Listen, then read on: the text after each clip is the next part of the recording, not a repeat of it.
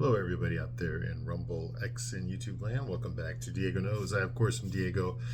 And today we're going to talk about the latest episode of And Just Like Crap. That's right. And Just Like Crap, Season 3, Episode 6. And the name of this episode is called Silent Mode. Now, what the hell does this have to do with anything? I have no idea. But the name of the episode is called Silent Mode. So that's what we're talking about today. Episode 6 of Season 3 of It Just Like Crap. Now, first of all, I want to apologize for bringing this video late. It was July 4th. I had a lot going on in my personal life and stuff. Trust me, if I could have scrounged up the time to post a video about this episode, I would have done it a lot sooner, okay? But as it is, this is the best I can do, all right? But I am committed. I told you I'm going to review this show until it's over, until it gets canceled, and that's what I'm going to do. God damn it! I am going to review this show. Okay, not because I like it, but because I am a completist. I've already reviewed every single episode of Sex and the City. It's on this channel. If you don't believe me, every single one, including the movies. The only thing I didn't review was the Carrie Diaries. Okay, yeah, you don't remember that show, right? It's from the 2010s. Nobody watched it. It was Carrie when she was a teenager and how she met like Samantha and all this. Nobody watched that crap, so I didn't watch it either. I'm not going to watch it. Okay, but other than that, I've reviewed everything of Sex and the City.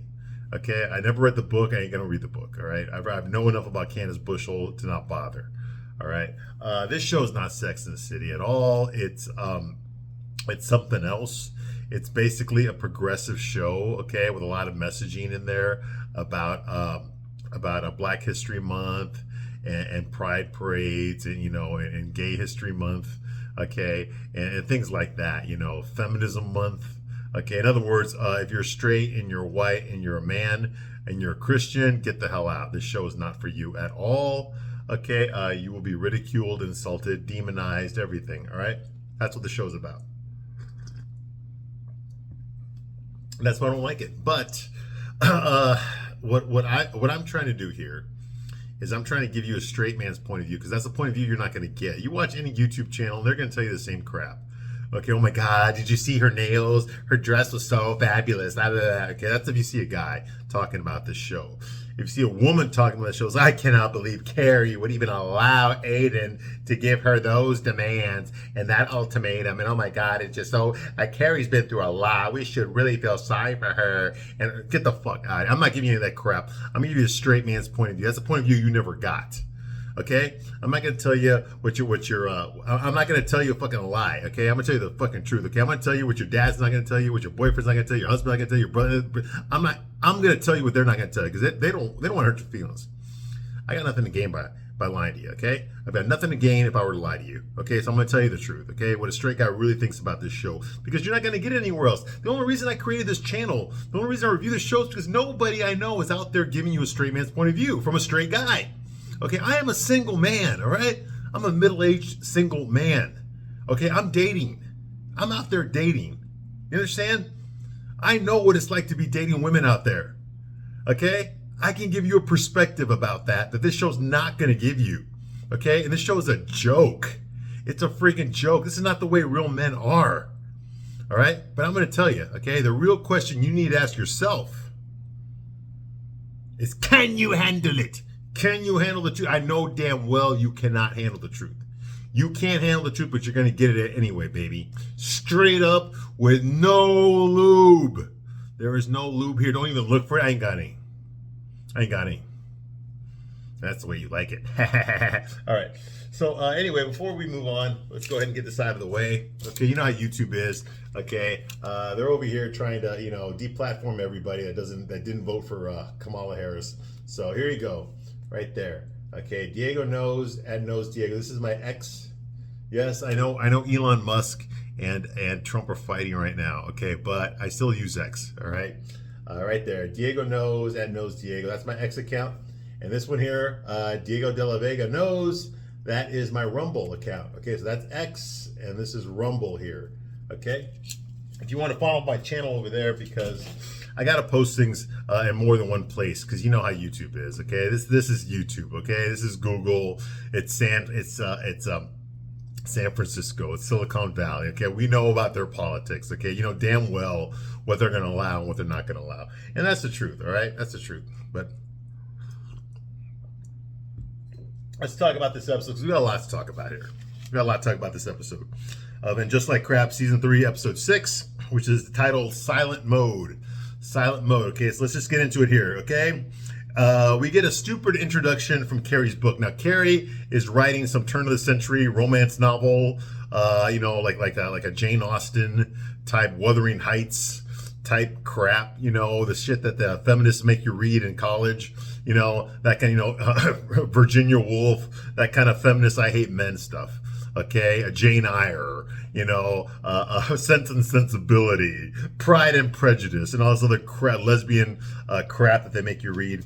Little Women, that kind of stuff. Okay, well, Carrie's trying to write that type of a novel. Okay, a romance novel. Okay, from turn of the century about a woman who lived in her building. Anyway, so every episode, instead of hearing Carrie's introduction to her life, like we did on Sex and the City, her sex life, or whatever the topic was of her next column, instead of that, we're getting excerpts from her book, her novel. Okay, about some turn of the century woman from the 1800s. It's crap, and nobody gives a shit. Anyway, so we got to hear the stupid intro of her book. Okay, and it's raining outside. The weather's bad. It's thunderstorming out there, and we find Carrie is on a date with Duncan Reeves, her downstairs neighbor, who is a professional author, but he writes nonfiction. Okay, from London. Yes, he's a limey. Okay, I guess he comes to America in New York specifically for 6 months out of the year to work. And then he goes back to the UK to do, run the gay bar that he owns or something. I don't know. Anyway, he's a grouch. Okay, he likes to be left alone. He doesn't really do anything downstairs. He sleeps. His body double, who's got the ripped abs and all that, sleeps for him during the day. But he's having a hard time sleeping because Carrie's walking around in her stilettos during the day because she's got nothing else to do. Okay, and that keeps him awake. So when his body double can't sleep, he complains to him, and then he goes upstairs and complains to Carrie. So they don't really like each other. He's trying to be nice to her, even though he's a grouch. He bought her some slippers so that she could just walk around her house in slippers instead of keeping him awake at night or keeping his body double awake at night. Okay, but Carrie doesn't want to do that. Whatever, blah blah. They don't like each other, but now they're starting to be friendly with each other. Why are they being friendly with each other? Because he almost set the whole building on fire, and she had to save him. Okay, yes, she had to save him because he left his stew boiling too long and a towel caught on fire, whatever. And so he ended up having to take her out to eat because that's how you solve these problems. And now they're like frenemies or they're friends, whatever. Anyway, she wants to fuck him. It's pretty obvious, okay? And she ain't gonna fuck him. She's gonna fuck the gardener Adam, okay? The guy who's with the ever-changing t-shirts, okay? She's gonna fuck one of these guys. Okay. Anyway, so she's on a date with Duncan. Yes, it's a date. I guess he cooked some mutton for her, whatever the crap that he eats every day. Okay, his mutton stew or whatever, he cooks some for Carrie. So they're both sitting there together eating mutton stew. Okay, something like that. Okay, and he tells her that he's doing a book about Margaret Thatcher. I'm doing Margaret Thatcher every single night. I'm down here banging away at her every night. Okay, Carrie, oh my God, I don't think that's appropriate conversation at dinner. You doing Margaret Thatcher? That kind of thing, right? Okay, he asked Carrie to give her a female opinion of his first chapter. Okay, because he's concerned. It's the first time he's ever written a book about a woman. It's my first time doing a woman. I believe that 100%. And I need to get a female's opinion. I guess, what the fuck? What does it matter what a female thinks about Margaret Thatcher, okay? If you're writing a fucking nonfiction book, it doesn't fucking matter who reads it, whether it's a woman or a man. Who gives a fucking shit? You're writing about the facts of her life, okay? You're not writing about what kind of men she's attracted to and whether she takes it up the ass or not. That's none of your fucking business. That's not going to go into a book about Theodore Roosevelt, is it? So why the fuck are you concerned about that for Margaret Thatcher? Okay, nobody gives a shit about her perfume, okay, or whether she douched or not, or whether she shaved her cunt hairs. Nobody cares if the carpet matched the drapes. That's not fucking important. Okay, what is a woman's opinion going to contribute to a fucking nonfiction book? It doesn't fucking matter. We're talking about the facts here. You're talking about the facts about a historical person, okay? So what the fuck? As long as you get the facts right, you've done your fucking job. Draw your own conclusions. Okay? I mean, why are you so concerned about whether or not you're going to piss off a woman who reads it? Get the fuck, who gives a shit? Who gives a fucking shit? Okay, Margaret Thatcher was not your average woman. She had a lot of masculine qualities. Otherwise, she never would have made it to fucking prime minister. Okay? So just deal with what she fucking did. If anything, if you're correct, okay? You know, you don't have to, you know, she can be heroic. Okay? A symbol, a role model for other women, for anybody. Not just women. Okay? As long as you stick to the facts. You know, this is bullshit. It's like I'm trying to write a feminist version of Margaret Thatcher, but I don't know how to do it because I don't have a vagina. And you do, so you need to help me. Ah, my pussy hurts. Oh, yeah. That's basically what's going on here. Okay, in case you haven't realized it, okay, every single fucking straight man with quotations on the show is really a closeted homosexual, okay? And Duncan Reeves is also one. He might be grouchier than the other guys, but he's also a closeted homosexual, just like every other guy on this goddamn show is. All right? So Carrie tells her, okay, I will read your first chapter if you read my first chapter from my novel that I'm writing, okay? Just don't think great expectations. Think lower expectations. Get it? Get it? She's comparing herself to fucking Charles Dickens here. All right? No, that ain't gonna happen. Anyway, so that's what's going on here. Okay, the next scene is Carrie is talking to, she's on the phone talking to her boyfriend, Aiden, about how she's been cheating on him with Duncan Reeves. Well, in a sense, she is. Okay, because she's telling him on the phone, hey, I just had lunch. I had dinner with my downstairs neighbor, Duncan Reeves, the famous author, that kind of thing. And of course, Aiden doesn't really give a shit. He doesn't give a shit who Carrie fucks, okay? She's cheated on him before. He's just going to forgive her. We all know that's what all men do. If you don't believe me, ladies, try it. Go cheat on your husband and cheat on your boyfriend right now, okay? You'll find out. Once he finds out about it, he will forgive you automatically, okay? He's not going to question you about it. There's going to be no trust issues, nothing. It's going to fucking work. So go do it right now and see what happens, okay? I would never lie to you about that. All right. Okay. And if you believe that, I got a bridge I want to sell you. Okay. Oh, by the way, do you notice some of you have been telling me that you don't believe that I'm in a penthouse? I'm like in a studio apartment or something. Okay. That I've been faking it. No. As you can see, you can probably tell what city I'm in right now just by looking out my window. Okay. But yes, no, I am in a penthouse. Okay. Anyway, moving right along. Okay, so that's going on. Carrie's talking to Aiden about her date with Duncan, which makes no fucking sense. Okay, and how bad the stew was that he made for her. The mutton stew was terrible. She hated it. She didn't like it at all. And now she's suffering from acid reflux of the lambs. Get it? Silence of the Lambs after she ate mutton. Yeah, get it. Yeah, I know. Funny, isn't it?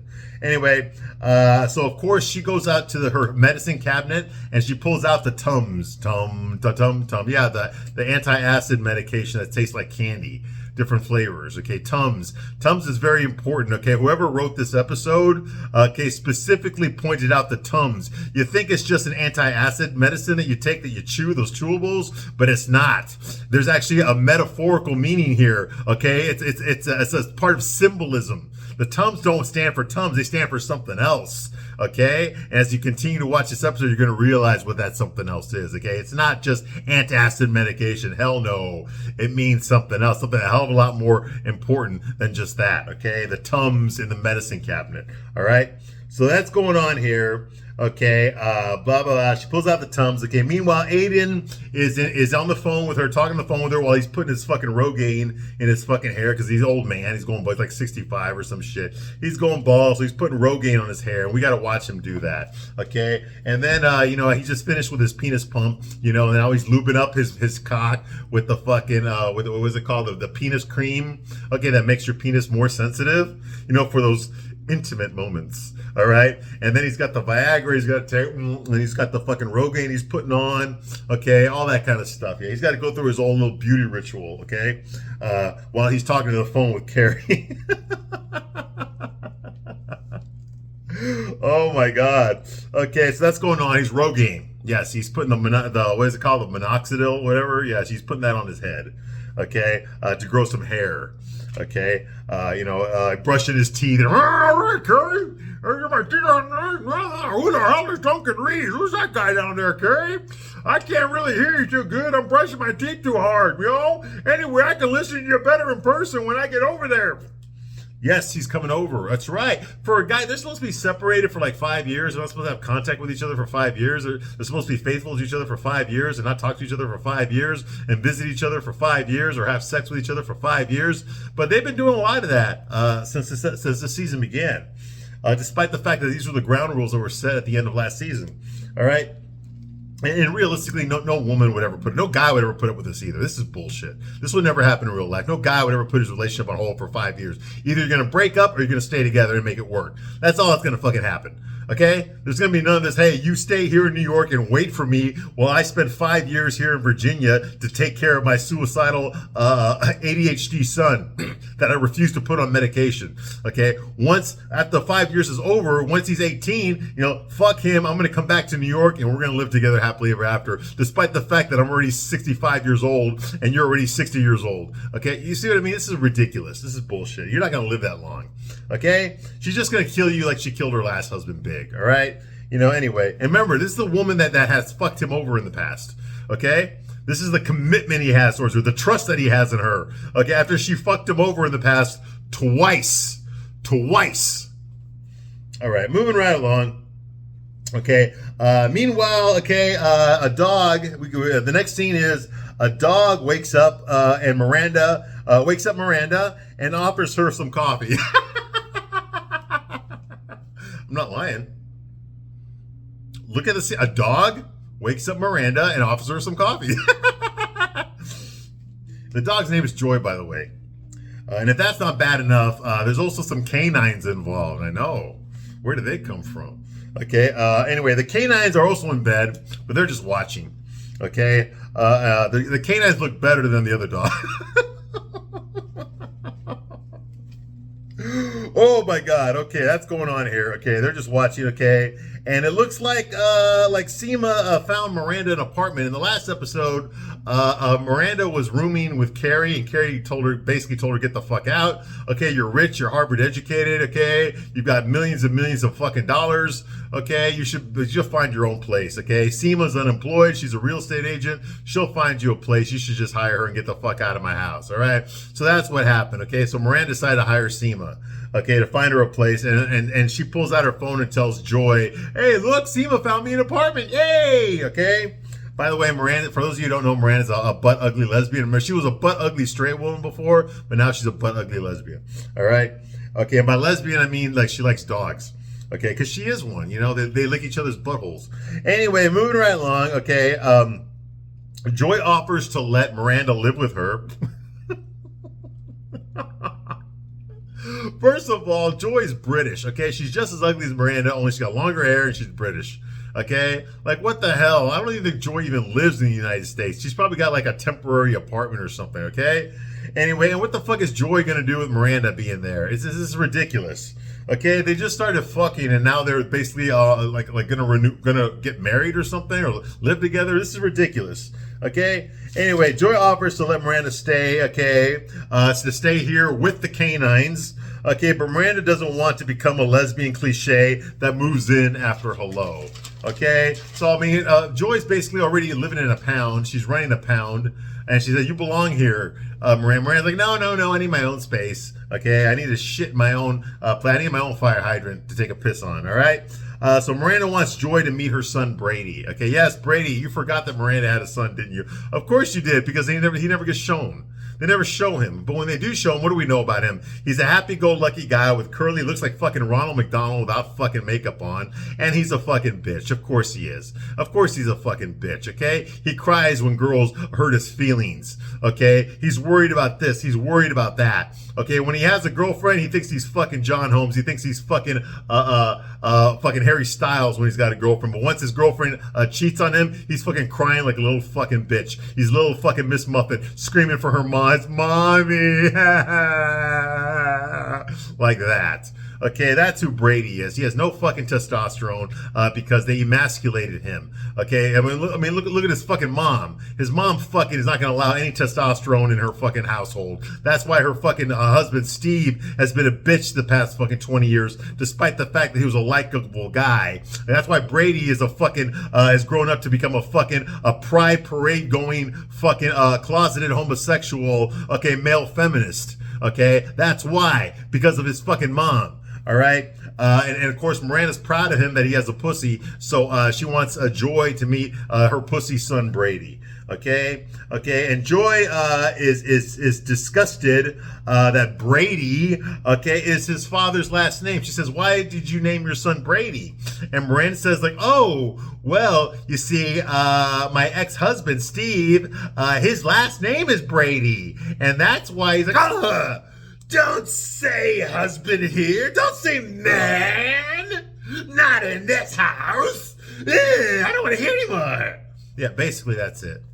Okay, once she hears, oh, my son's father, once she hears father, that's it. That's a man right there. A man that reproduces with a woman, that has sex with, that disgusts the hell out of Joy. And the writers of the show. So you can't talk about a man having sex with a woman. Okay, you can't even allude to it on this show. Okay, because that disgusts everyone involved in making this show. Okay, everyone knows the only way to have sex is with a strap on or dick to the ass. Okay, anyway, so that's going on here. But anyway, she has to explain why her son's first name is Steve's last name and why her son's last name is her last name. Get it? Because she's the dad. Yeah, right. Okay, anyway, this show I've noticed that I want to point out right now is this show, and just like crap, just like Sex and the City did, really, but not as bad as this. This show prioritizes friendships. The most important relationships on this show are your friendships, your best girlfriends, the girls you shop with, you go to tea time with, okay, that you gossip about at the fucking the high priced restaurants that you go to for breakfast, lunch, and dinner. Okay, those are the most important relationships on this show. Okay, after your friendships, okay, is your career. Then you focus on your career, whatever your career is, whether you're a lawyer, whether you're a documentarian, whether you're a fucking woman who killed her husband and just lives off of his money, or whether you're your husband makes all the fucking money, you have some bullshit part-time job that you expect him to respect as a fucking career. Okay, whatever it is, a career comes second, okay, in all the relationships here. Okay, remember, in the hierarchy, number one is the friendships. Your girlfriends are always going to be there for you. They're never going to fuck you over. They're never going to lie to you. They're never going to steal from you. They're never going to fuck your man behind your back. None of those things are ever going to happen because they never happen in real life. Okay, they're not going to get jealous of you. They're not going to fucking wear the same clothes as you. They're not going to shop at your same stores and make you feel bad. They're not going to fucking do that shit because women never fucking do that. The only people that ever backstab each other are men. And thank God you have a pussy. That means that's never going to happen. Okay, we already established that and on Sex and the City. We don't need to go over that again here, but I'm doing it for your benefit. Okay, we all know this. Okay. The women don't never compare their looks to each other, who's hotter. None of that shit ever happens in real life. Okay, so that's going on here. Okay, the show prioritizes girlfriend friendships, then your career, and then after that is your relationship, okay, and your family. Okay, that means your husbands, boyfriends, your kids. All that shit is a distant fucking third to the most important relationships on the show, which are your girlfriends, who are all boss bitches, okay? That's the most important thing, okay? So whenever you see a woman on this show who's torn between, like, say, her husband or one of her girlfriends, whatever one of her girlfriends wants, she's gonna go with whatever her girlfriend wants, because that's more important. If you ever see a woman on a show who's torn between something that involves their kids and then something that involves one of their girlfriends, she's always gonna go with whatever the girlfriend wants to do, because that's always gonna be more important, okay? Remember, girlfriends are forever. It's husbands and kids that come and go. We all know this. All right. Thank God we have a show that actually depicts the way it is in real life too. Okay, so that's going on here. Okay, the next scene is Charlotte. Okay, Charlotte. Okay, runs into Bitsy Von Muffling.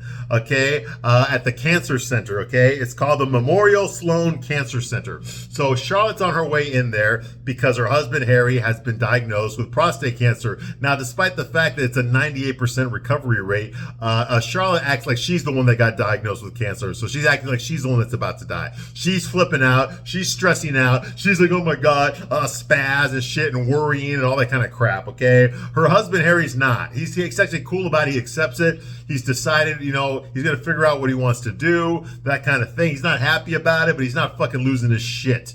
Okay, the way Charlotte is. And the reason Charlotte's losing her shit is not because she loves Harry so much and she can't stand to be without him. She's been with him for the past 30 years now, okay? Or 25 years they've been together. Okay, no, that's not the reason she's losing her shit. The reason she's losing her shit is because once he fucking dies, there's nobody who's gonna fucking be able to pay for the private schools or her wardrobe, okay? Or the fucking luxury fucking apartment that they're living in, okay? If Harry kicks the bucket, okay? That's why she's fucking stressed out, okay? What the fuck is she gonna do? Who's going to pay for all of her fucking shit? Who's going to pay to take Anthony out to eat? Okay? Who's going to give her the money to buy her latest fucking Mary Poppins ripoff outfit? Who's going to do that for her? Okay? It's not her fucking $30,000 a year job, okay, where she hangs out with a bunch of fucking Gen Zers getting fucked up every night till fucking 8 in the morning, doing blow and getting fucking drunk, okay, and cheating on her husband. That's not going to pay for shit. Okay? Her husband is the one that pays all the fucking bills. And you wouldn't know that because she disrespects him and tells him what to fucking do all the fucking time. Okay? But now that he might fucking die, okay, now all of a sudden she needs to show him a little bit of respect. She needs to boss him around a little bit less. Okay? Because she's going to lose her fucking meal ticket. That's what she's stressed about. Anyway, moving right along, so she runs into Bitsy Von Muffling. You remember her. She's that old lady, ugly old lady, rich, ugly old lady. Okay, you remember her on Sex and the City. She married a gay guy named Bobby Fine, played by Nathan Lane. Okay, and the reason I reviewed all those episodes, okay, and the reason Nathan Lane was in Sex and the City is because one of his best friends and co-workers is Matthew Broderick, who just happens to be married to Sarah Michelle Gellar, okay, Carrie Bradshaw herself. Well, Matthew Broderick and Nathan Lane were doing the producers on Broadway for many, many years, so they're very good friends. I'm sure Nathan Lane has been invited over to the Broderick / Sarah Jessica Parker house many, many times. Hey, you want to be in an episode of my show, Sex and the City? Yes, I will. And guess what? You can get to play a gay guy just like you are in real life. Okay, and so that's how they got Nathan Lane to show up. Okay, well, the story on Sex and the City is even though he was a gay guy and a piano player and the life of the party, okay, whatever, he married this ugly old fucking straight woman. Okay, and apparently he told Carrie that he was actually in love with her and they actually have a lot of sex together. Even though he's clearly gay and has only fucked guys before in the past. Okay, so that didn't make any fucking sense, but they built a whole 2-part episode about it. This is back when Jack Berger was on the show dating Carrie and all this kind of stuff. Okay, well, guess what? We found out in the first episode of And Just Like Crap season 1, we find out that Bobby Fine died of COVID, not of AIDS, okay, from getting fucked in the ass too many times, okay, by a bunch of dirty homosexuals. No, he got COVID and that's why he died. So now Bitsy Von Muffling is a widow. She's a widow, okay? And later on, she did admit that her husband liked to fuck men, okay? But there's a lot of that going around, okay? Even Charlotte's daughter, Lily, likes to fuck guys that like to get fucked by men, too. So, it's basically everyone on this show, all right, likes to get fucked by men, okay? So that's going on. So Bitsy Von Muffling is just part of the family here. Okay, anyway, the actress that plays Bitsy, her name is Julie Halston, same actress that played her back on Sex and the City back in the day. Okay, so all that was going on here, and she, of course, Bitsy asked Charlotte, what are you doing here at the Memorial Sloan Cancer Center? Do you know someone with cancer? Well, Charlotte wants to keep it a secret. She doesn't want anyone to know that her husband has prostate cancer. She's like, no, Bitsy, I'm here to volunteer. That's right, I'm here to volunteer. And Bitsy's like, oh, really? You're volunteering? Well, maybe I should go in there and volunteer too. And she's like, oh, no. They've got enough volunteers, okay? They have a limit to volunteers. Yeah, that's it. I'm just here to volunteer to help out. That's what Charlotte tells her, okay? She's got that limit, and I know you, Bitsy, you're way too busy to be volunteering, here. And then Charlotte says, but I'll see you next week, okay, at the Tea Time at Tiffany's event, okay? But Bitsy's like, tea time at Tiffany's? What the fuck is that? I never got invited to no tea time at Tiffany's. Why wasn't I invited? Okay, I'm the one that buys there. I'm the one that shops there. Okay, I was the first woman to buy the Schulberger parrot brooch after the whole Beyonce ad. I was the first one to do it. I bought the Schulberger brooch. I did that, me. Nobody. I was the first one after Beyonce did her. It was me. I deserve to be invited, not just for tea time, but for breakfast, for lunch, and for dinner. I am going to go over there and show them my receipts, and I will prove to them how I'm their best customer and that how offended I am that I wasn't invited to tea time. Allah! Yeah, just like that. Yeah, pretty much Pretty much, the whole time I'm watching this, I'm just like, what the fuck? These are like first world problems. Okay, you got a bunch of rich fucking bitches who live off of their fucking husband. Their husbands are all at fucking work, earning fucking millions of fucking dollars so that their wives can just hang out with each other and talk about how their life fucking sucks, despite the fact that they've got trust funds out the ass, they have a limitless fucking checkbook, and they can just buy whatever the fuck they want, or they spend all the fucking time they want to fucking at tea times, at jewelry stores, on fucking clothes, and on cheating on their fucking husbands. Yeah, I feel real fucking sorry for you, Bitsy. Get the fuck out of here. Anyway. That's cool. But that's the kind of women these are. And it's not just Bitsy this way. Charlotte's this way. Carrie, they're all this way. They're all a bunch of old crones. Okay? Who want to complain despite the fact that they're living to the 0.0000001% of the people in this world that have all this fucking privilege. But yet they act like they have no privilege. But they're the most privileged fucking bitches on the whole fucking planet. Every single one of them. But yet they want us to see them as a victim. They're oppressed. Yeah, like a typical fucking liberal. You've got fucking everything that nobody else fucking has, but you want everyone to refer to you as a fucking victim, as oppressed. You see what I mean? Typical bullshit. Anyway. This is stupid, man. Shit. Old rich women, okay, while their husbands are out there fucking working. This is the problems that they have, if you want to call them problems, all right? So that's going on here. Like I said, Bitsy talks about the Schlumberger parrot brooch, okay, that she bought after Beyonce came out with the ad. Who gives a shit? It's like a bird-shaped fucking brooch. Nobody gives a shit. God damn. Anyway. The next scene is Seema. Yes, everyone's favorite character, Seema. Seema is sad, okay? She's in the back seat of her car, okay? It's not really her car. Her driver is not her car anymore. She's being driven. She has a driver, okay? But she's about to get rid of her driver because she can't afford. She lost her job. She quit her job, okay? So she can't afford to pay her personal driver anymore. So this is the last time she's going to ride in the back seat of this car by her personal driver, okay? She's got her headphones on, and she's listening to Touch Me in the Morning by Diana Ross. Okay, that's a song that came out in 1973. And that's what she's listening to while she's sad that this is the last trip she's going to take in her car. All right? Her personal driver, his name is Rocco. He doesn't talk at all, but he's there. And once he stops the car for her to get out, she tells him, she basically breaks up with him. That's the way she treats it. She treats the guy that drives her around everywhere as if they were in a relationship and that she has to end it despite the fact that she doesn't want to. That she still loves him, but it's better for both you and me if we just end it right now. It's better this way. That kind of bullshit. That's how she treats the fucking guy that she pays to drive her around the fucking city. That's how she looks at him. Okay? Like they're in a fucking relationship. Is there anything intimate about a guy fucking having to drive your fucking ugly, disgusting, pig ass, chain smoking ass all over the fucking city as a relationship? Anyway. So she sounds like, I'll come back for you. It's easier this way. And then she gets out of the fucking car and she starts walking like she thinks she's fucking Sharon Stone. No, you're a good fucking 70 pounds heavier than fucking Sharon Stone was in Basic Instinct, okay? You're not fucking Liz Taylor. You're like Liz Taylor in the 80s, okay? You're not like Liz Taylor in the 50s, okay? Nowhere near that, okay? Nowhere fucking near that, okay? You know what you look like next to Liz Taylor? You look like fucking Lassie, okay? The goddamn dog that Liz Taylor was in when she was a child actress. The goddamn Lassie movies. That's what you fucking look like, Seema. You look like fucking Lassie. If Lassie fucking ate a goddamn fucking watermelon. Anyway, moving right along. So that's going on here. Okay. The very next scene, Seema shows up. Okay. Completely furnished. Shows up at a completely furnished apartment with Miranda. Okay, so she's showing Miranda this beautiful fucking apartment in New York. It's completely furnished. It looks wonderful. Miranda's excited. She's like, oh my God, this place is perfect, Seema. It's perfect. Oh my God, look at that. It's got a kennel. It's got a doggy door. And look, it's got an outdoor where I can take a shit too. Oh my God. That kind of thing, right? So she's creaming herself over this.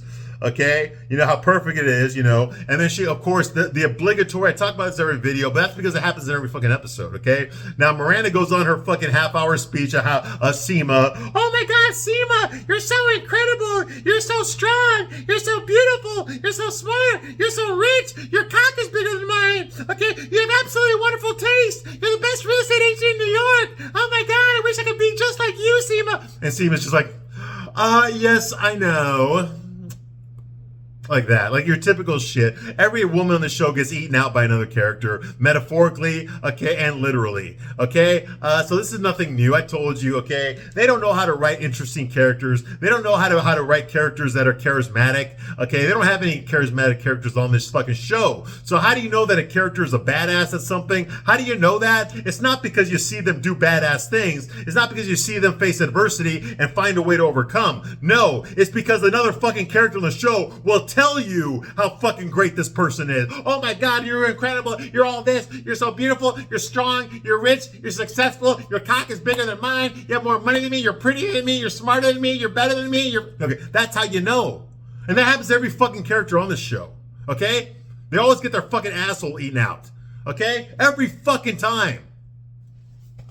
You never see this on the guy shows. You never fucking see this. You never see some fucking guy go up to another guy on a guy. Oh my God, dude, you are so fucking handsome. You're so strong. You're so smart. You're so brave. You got such a big fucking cock. You get better women than I do. Oh my God, my wife wants to fuck you. My daughter wants to fuck you. Everybody wants to fuck you. You don't get that.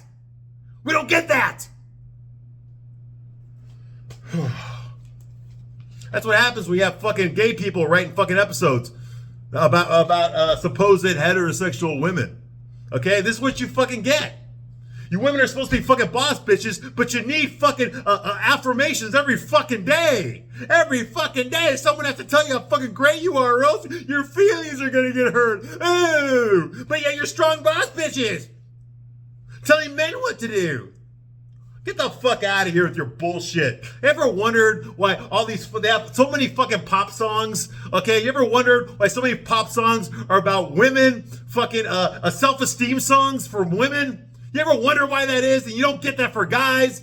You never hear a guy singing about like, oh, I will get over her because I'm better. I'll get over her because I'm smarter, because I know I'm the best. No, you don't get that shit. You get like, you're beautiful, no matter what they say. Words can't get me down, oh no. That's what you fucking get. You get a stupid ass fucking shit. God damn. Actions speak louder than words. A person with self-esteem, a woman with self-esteem doesn't need to hear a fucking self-esteem song because she already knows she's fucking great. She don't need some fucking ugly fucking dog to tell her how fucking great she is. You see what I mean? That's the fucking difference between men and women right there. God damn. Anyway, moving right along. So that's going on here, okay? Seema tells Miranda that the owner wants $150K over the asking price, because this is a whisper listing, which means it's not officially on the market yet. This is a tip that she got. Okay, so Miranda's the first one to look at the apartment, okay?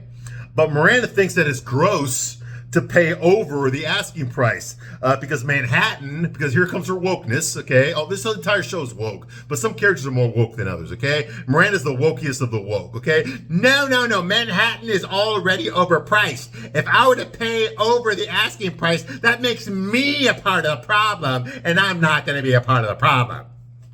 Okay, so that's what it comes down to, okay? You know, the wokey of the woke. All right, and Steve says, like, this is not a mission statement, Miranda, okay? It's an apartment.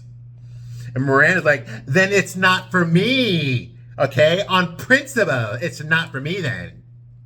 These are two fucking dogs, okay? This is two fucking dogs screaming. These are two fucking dogs whining about shit. And right when that happens, the two fucking dogs hear two fucking dogs in the hallway that are also whining. So Miranda says, like, well, I hear dogs yapping in the hallway. Well, they're not just in the hallway, Miranda. Okay? Therefore, this apartment is not perfect. Okay? But I believe in you, Seema. I know you'll find me a perfect place minus the over asking price. And Seema says, like, I work in real estate, not unreal estate. like that, okay? Just a couple of fucking dogs bitching to each other about fucking bitching. Okay, that's all this fucking is. This is fucking stupid. Okay, they're just trying to out-bitch each other. Which one is the most ugliest, the most insufferable, the most catty, the most bitchy, okay, the most self-entitled, the most narcissistic. That's all this is a competition between two ugly women over which one of them is more fucking pathetic, okay? And if that wasn't bad enough, there's actually two canines in the fucking hallway that are doing the same thing, okay? Then I'd rather watch them than these. I'd rather watch those dogs than these dogs. Okay, anyway. The next scene, Charlotte and Harry are leaving the cancer center, okay, together. Okay, his cancer, like I said before, his cancer has a 98% curable rate. Okay, so he has a choice. He can either do radiation treatment, okay, which is going to cause him a bowel dysfunction, or he can do surgery, which is going to cause him erectile dysfunction, okay? So he's like, win-win. Okay, and then Charlotte says, like, no, the doctor said possible bowel dysfunction and possible erectile dysfunction. Okay? So Harry decides he wants to do surgery. He just wants to get it out. That makes sense, okay? And he calls Charlotte's like flipping out here, and he's like, everything's gonna be okay, Charlotte. Everything's gonna be okay, my little Pollyanna. Now, why did he call her Pollyanna? Well, I did some research on this, okay? The reason he called her Pollyanna is because there's a movie from 1960, okay, starring Haley Mills. Haley Mills. I think she was in the original Parent Trap movie too back then, but I'm not sure. But anyway, Haley Mills in 1960 was in a movie called Pollyanna. And the biggest thing about Pollyanna is the character of Pollyanna, I guess, is a teenage girl or a little girl or something. And she's very positive. She has a very positive attitude, and she's very pragmatic. Okay, so she's an uplifter type of person. She sees the good in everything. She lifts up your spirit. She helps you to believe in yourself. She makes you want to be a better you. That's the kind of character that Pollyanna was in the movie. And so that's why Harry is calling his wife Charlotte Pollyanna, because he's reminding her of a fucking movie from 1960. Holy fucking shit. All right. I'm going to stop right here, but I will be back to continue my review of this abortion of a show. I thank you very much for watching this long, and I will see you soon on the next one. Bye.